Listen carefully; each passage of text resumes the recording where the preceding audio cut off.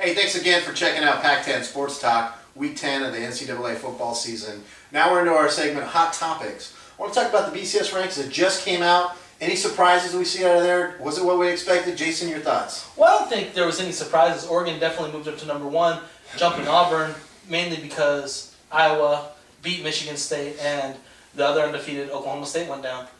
Other than that, TCU and Utah is the exciting game this week, and it's going to be interesting to see if TCU beating Utah will let them jump Boise State and keep them in the number 3 spot, or if Utah wins, will they be able to jump up there and jump Boise State and be in the number 3 spot? I think either one of those teams that win is well positioned if there's an Oregon or an Alabama loss to jump into that national title game.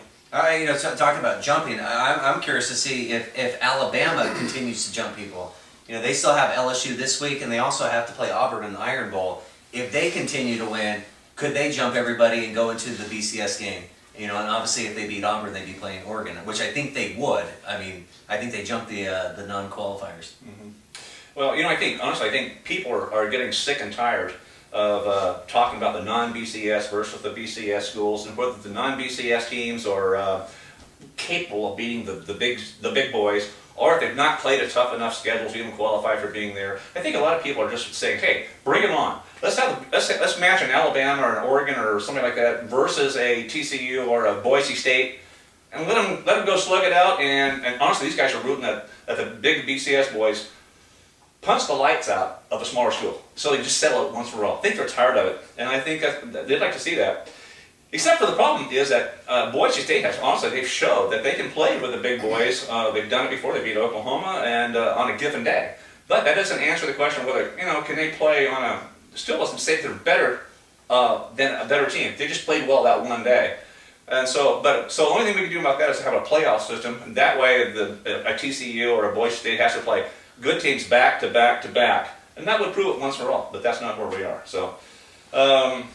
And regarding, I think Alabama will overstep a Boise State or TCU in the final analysis. I don't think the strength of schedule for those other two teams will stand up. I think the SEC champion will probably possibly get into the national title game, provided if it's not Auburn, it might be Alabama. Okay. We're in Week 10 right now. So are there any teams out there right now that has totally surprised you? And in addition to that, are there any teams that were just a big disappointment to you? Joel? We're talking about the Pac-10. We're talking about the Pac-10 specifically. Oh, okay. I think the teams that have surprised me, you could probably name just a handful, but I think I'm going to go with Stanford. Going into this year, they lost. They're probably the best running back in Stanford history, which is Toby Gerhardt. Mm-hmm. And anytime you lose, should have won the Heisman. Could have won the Heisman. But anytime you lose a person of that magnitude on your team, you got to be a little bit skeptical. Just look at this year. You look at teams that lose a high-profile person like that. Look at Texas, who's lost Colt McCoy. Where are they right now? Mm-hmm. You look at Florida, who lost a Tim Tebow. Where are they right now? And me, along with other people around the nation, kind of figured that would happen to Stanford. But you got to give it to Stanford. I didn't think that they would be, in the hunt where they are. I thought they'd be kind of a mid-tier team, that Andrew Luck kind of really needed that Toby Gerhardt to get that passing game out. And they've proven that they can just filler and tailor in there into that offense. And Luck is incredible. Yeah. And I'm surprised that they're doing as well as they are. On the opposite side, a team that I think has been a big disappointment has been Cal. When you look at them last year, they were 8-4. They had most of their returning starters back. They had a great wide receiver in Marvin Jones. They had a 3-year starter in Kevin Riley. And they returned, even though their running back, Shane Vereen, split time with Jahvid Best. He almost still rushed for 1,000 yards splitting time. So you have all those components together. You think that you're going to have a pretty good team, not to mention a weak non-conference, and having powerhouses, Oregon, and a good Stanford team at home. I kind of figured this to be a 9-3, 10-2 team. But as we sit today, they're 4-4. They still got Stanford. They still got Oregon. They lost their quarterback. They're going to be lucky. They're going to go to that Washington game at the end of the year to be bowl eligible. Never in my wildest dreams did I think that team would have to struggle on their last game to get into a bowl game. Well, I thought, as far as the biggest surprise, I thought it was a toss-up between Stanford and the other one, surprise, Oregon. I thought Oregon's a surprise team this year because, let's face it, beginning of the year, before Masoli left the team, of course there was a lot of talk about, Oregon winning the Pac-10, but Masoli left. then a lot of the pundits said, I'm jumping off that shipwreck. I'm gonna choose either Stanford or Arizona, or maybe some of them even chose USC. So a lot of people jumped ship when that happened. And so, and certainly there was no consideration of Oregon playing for a national title at that point. I mean, no consideration for that. So, voila, what happens? Thomas comes on the scene. And he comes in, he's led the team to the point now where they're being considered for a national title. Thomas brings a lot of things to the Oregon team that Masoli didn't. He passes downfield versus Ohio State, the biggest game we played last year. Ohio State stacked the box, Darius to pass, Masoli passed for 81 yards. Now, you stack the box in Oregon, Masoli, or you get burnt by Thomas downfield. Can't do that anymore. We're a better team, we have a lot more playmakers on the team. Also, the defense is much better. Got a lot of playmakers on defense as well. In fact, I think the defensive philosophy of the Duck team this year is keep them out of the end zone until we can get a turnover. That seems to be how they stop teams more often than not. So, and for all these things, I just think, and they have better receivers. They have receivers that actually catch the ball this year. Big problem last year, honestly. We had people who were 50-50 on a reception. So the Ducks are just improved across the line, and they. In a national title chase, they weren't even close to that last year. So I think they're the most improved team. Biggest surprise. Biggest disappointment, though? Biggest disappointment. I'm gonna have to go with there's a couple teams in contention for that. Cal's obviously in contention for that. We've talked about them already, but I'm gonna have to go with the Huskies on that. 2 years ago the Huskies were 0-12. And all Husky fans could do at that point was just kind of sit down and think about and dream about the old glory years. That's all they had. And then they upgraded the coaching staff. They got some new recruits in there, a lot better recruiting. They upgraded. So the Huskies last year began the season. They almost beat LSU. They knocked off USC. They ended the season 5-7. It looked like the Husky fortunes had returned. So this season rolls around. Huskies get some little press at the end of the year. They're rated in the top 35 or so. At least they're among others receiving votes. And so what happens?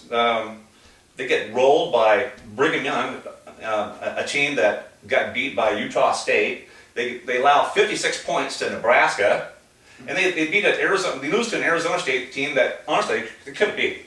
And then last week they got beat 41-0 and barely put up 100 yards. So for all these reasons, they're the team that should wear the dunce hat and sit over in the corner. I think the whole state of Washington's a disappointment at this point. You can make a case for it, for sure. They should be eliminated from the Pac-10. But my biggest surprise, Jack kind of stole my thunder on that, but Oregon is definitely the biggest surprise. Their defense has played outstanding this year as compared to years past. Mm-hmm. They're much faster on defense, and they've kind of changed their philosophy. Nick Aliotti says, 3 hard plays as hard as you can, and then mass substitutions. Mm-hmm. They're playing 6 linebackers, they're playing 8 defensive linemen, they're playing 10 defensive backs, and I think that's really the biggest difference in the Oregon defense this year is the sheer number of players that they're playing. Mm-hmm. As far as my biggest disappointment goes, Arizona State continues to disappoint. Dennis Erickson's now been there a couple years and has continued to recruit well. He's getting talent. They're just not performing on the field. No, they're not. They just beat Washington State. Again, good job, Sun Devils. But for the rest of their schedule, they're in deep trouble. Finishing up with their last 3 games, Dennis Erickson's going to be out of a job this year. Okay.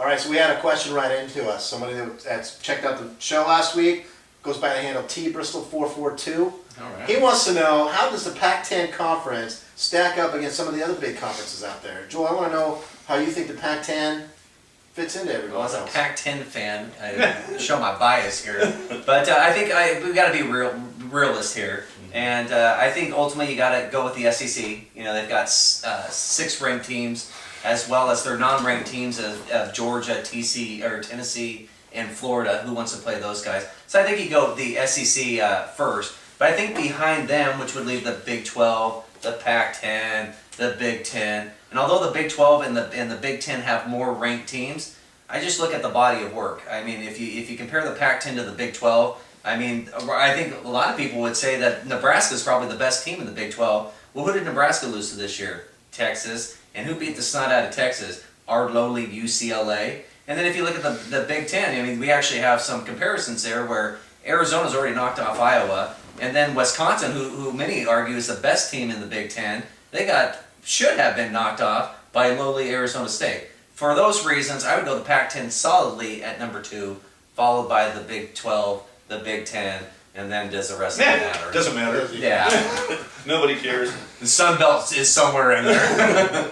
Well, I thought about this question, and I thought, would it be neat if I could put together a little rating system to figure this out, kind of mathematically? So I did, and what I did is I've noted that the Associated Press, they rank 38 teams, their top 38. That includes those others receiving votes. That's their 38 teams. So what I did is I set it up like a track meet, like how you score in a track meet. Your number 1 team, if there's 38 teams, gets 38 points. Your number 2 teams gets 37 points. Your 38th team gets 1 point. So it naturally behooves the conference to have more teams in there and finish higher up to get more points. So if you figure all those teams up, add up their points, honestly, SEC dominates it. Like Joel said, they dominate no matter how you slice it. And I hate to say this because I'm tired of listening to SEC go on and on about how great the SEC is. Sorry, SEC, but I am tired of it. But they got 160 points to finish first. Big Ten got 6 teams in there, as opposed to the 7 teams in the SEC, and they got 121 points. Big 12 had 5 teams, 120 points. The Pac-10 had 5 teams for 113. And then the Mountain West comes in 5th. They came in 5th. The WAC came in 6th, and the ACC 7th. Big East down there at 8th place. So a while back there was some talk about the Big East when they realigned being maybe being a very good conference. Well, 8th place, not too hot. So I wish I could give the Pac-10 a little bit more love than 4th place. But if you look at the standings, honestly, that's how they stack up. And I'll be the first to say, go Pac-10 and when they're first, but they're not there yet. So you're saying that Don't based on the rankings, you're just taking the AP writer's word for it, and you think as far as... Well, it's not only the AP. If you want to talk about other rankings, are very similar to the AP. All the rankings are very similar. There's not much, maybe a spot change here and there, but not much difference. And you have to look at, if I'm in the SEC and I play 6 teams that are in the top 38, honestly, you got to say that's a tough schedule. Oh, I agree. I just want to know, did someone have a calculator to figure out the math on that? But I didn't bring one. No, I did that right there. I agree with Joel and Jack. I think the SEC is definitely the best conference, but I think the Pac-10 is really, really close. In fact, this year they may be just as deep as the SEC, for this year only, but typically the SEC is definitely much stronger. After that, you got I would say, Big 10, Big 12 are interchangeable. Right now, I'd say the Big 12's a tad stronger. And then ACC, Big East, it doesn't really matter what order they're in after that. Actually, the Big 12 is 7 points stronger. Okay, there you have it. This week's Hot Topics. If you want a question and to pose for Hot Topics, write into us. You might just get your spot. thanks, Team Bristol 442. We love you, man.